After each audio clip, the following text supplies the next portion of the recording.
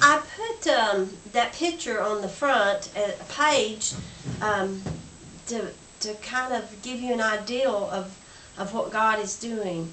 April the 14th is the Passover.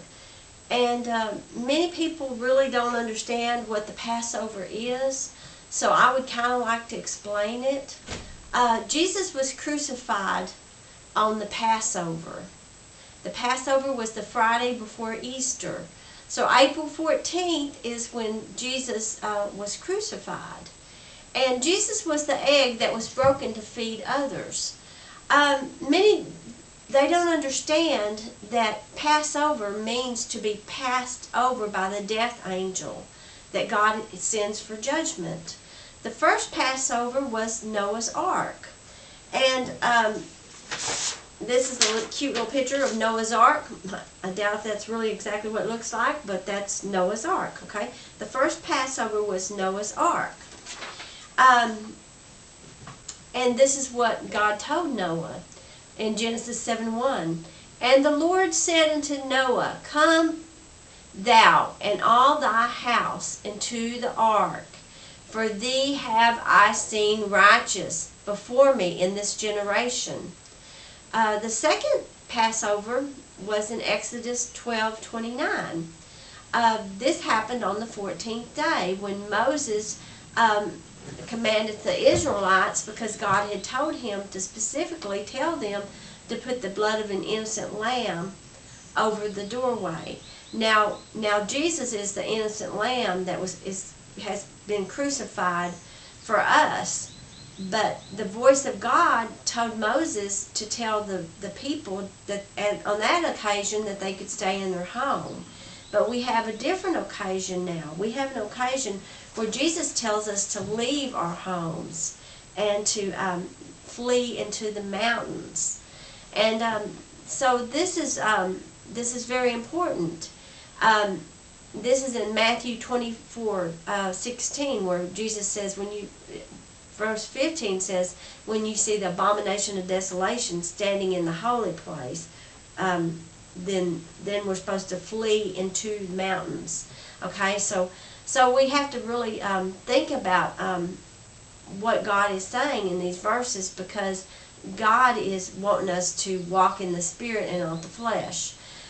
When God kind of revealed to me about April the 14th, I started looking it up on the internet to see just what had happened on April the 14th. And to my surprise, what had happened was something very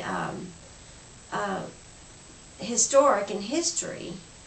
But I'll share that with you in just a moment. But I wanted to also explain the third Passover was in the book of Esther, which happened on the 14th day. And the fourth Passover is coming up on April 14th, okay? Jesus was the sacrificial lamb. It's Good Friday, April 14th is Good Friday, the day that the innocent lamb was crucified. And so that is symbolic of the Passover, okay? On April 14th in history, the ship named after a pagan god, the Titanic, was sunk by an act of God when the iceberg sunk it in the waters of the Atlantic. The builder was quoted as saying, "Not even God can sink this ship." Many were told by God not to go on board this ship. Preachers were also among those who lost their lives when around midnight the ship went down into icy waters. These people did not hear the voice of God and obey. They chose to feed their flesh and to trust man's voice and not the voice of God. Judgment always happens around midnight, as we can see in Matthew 25:6 and in Exodus 11:4. Matthew 25:6 is telling us the 10 virgins. It says, "And at midnight there was a cry made, Behold, the bridegroom cometh, go ye out to meet him." So, but this is the reason I'm teaching this, is because this is a very special day. This is the day that Jesus was crucified. so we have to think. Those people that got on the Titanic, they thought they had their ticket to get home.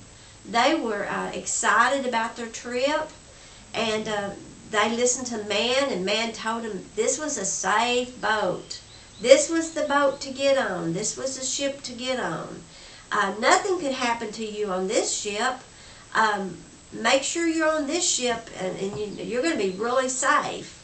So they were told by man. They listened to man. They followed man. This is the scary thing, is when we start following man and we start feeding our flesh because man tells us something other than what the scriptures tell us, then we're in a dangerous place with God. These people got judgment presented on them on that day, on April the 14th. Now this is very important, because the next event happened on April 14th also in history. And this was a man who fed his flesh that day. He didn't listen to the voice of God. God had talked to him and told him in a dream and warned him in a dream that he was going to die if he did not be awake and listen to what God was telling him. So we see that on April 14th, President Abraham Lincoln was assassinated in an opera house. He was at a place he probably shouldn't have been, because he was feeding his flesh. Another Abraham was told by God in Genesis 12:1 to leave his home, and this Abraham obeyed God. So this Abraham got rewarded for his obedience. So Abraham of Ur in Genesis 12:1 was told, and I want to read this to you because it's better if I read it and instead of trying to quote it. So I want to read it. Okay, Genesis 12:1 says, "Now the Lord had said unto Abram," which is Abraham, okay, "Get thee out of thy country, and from thy kindred, and from thy father's house, and to a land that I will show you." Now see, this is what God told him. God told him to leave his house. And that's what Jesus tells us in the New Testament. Jesus tells us to leave our house. He says in Matthew 24:17, I want to start with 15. "When therefore you see the abomination of desolation spoken by Daniel the prophet stand in the holy place, then let them which be in Judea flee into the mountains." Okay? The mountains are two holy mountains. Okay? One of them is Jerusalem and one of them is Zion. Zechariah makes it very plain that God has two places He's going to save His people. And a lot of people do not read the Old Testament because they can't understand it. And they confuse what God's trying to tell them. So I want to read you this verse. Zechariah 8:7. "Thus saith the Lord of hosts, Behold, I will save my people from the east country and from the west country." Okay? So we can see that God has two different holy mountains. One in the east and one in the west. One in Zion and one in Jerusalem. And you'll find those two places where there's those two mountains are holy. And Ezekiel 28 verses 13 and 14 is talking about Zion or Eden being the holy mountain. And the other one is Daniel 9:16, where it says Jerusalem's the holy mountain. Now we all know Jerusalem's the holy mountain, and God's word never changes. So it says in Matthew 24:17, "Let him which is on the housetop not come down to take anything out of his house. Neither let him which is in the field return back to take his clothes." In other words, he's saying don't go back to your house. And that's very important. Okay, so this is why we have to know the Word. The Word, it never changes. Jesus wants us to be prepared, because April the 14th is when Jesus was crucified. So there's a lot of significance on April the 14th.